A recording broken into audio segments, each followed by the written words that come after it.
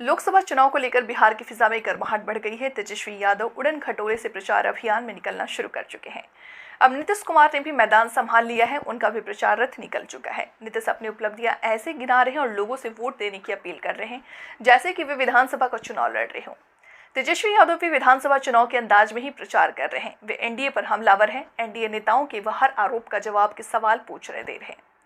नीतीश लोगों से वोट देने के लिए भावुक अपील कर रहे हैं, अपनी ईमानदारी का इजहार कर रहे हैं और बिना नाम लिए लालू परिवार के सचेत रहने की सलाह भी दे रहे हैं।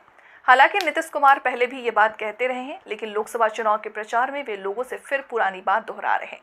वे कहते हैं कि 2005 से पहले यहाँ कुछ होता थी, जब से हम लोग साथ आए हैं बहुत कम हुआ है। वे लोगों को 30 साल पहले ले जाना चाहते हैं।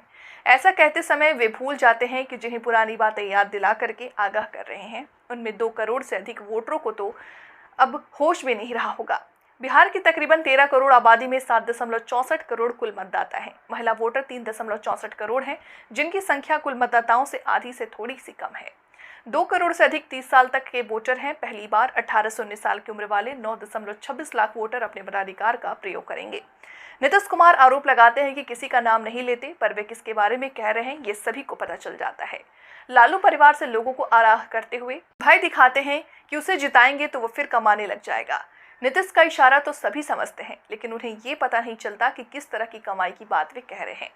लालू परिवार के 2 सदस्य नीतीश सरकार में 2 बार कुछ महीनों के लिए मंत्री रहे। नीतीश सरकार में तेजस्वी यादव 2 बार डिप्टी सीएम रहे, तो वहीं नीतीश उनके साथ रहे अलग। अभी तक तेजस्वी या तेज प्रताप की कमाई का कोई राज नहीं खोल पाए।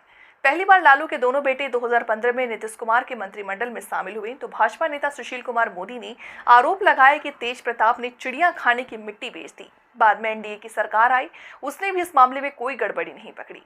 तेजस्वी यादव पर भी कोई आरोप उनके कार्यकाल में गड़बड़ी का नहीं लगा। फिर कोई कैसे मान ले कि सत्ता में रहने पर वे कमाते हैं।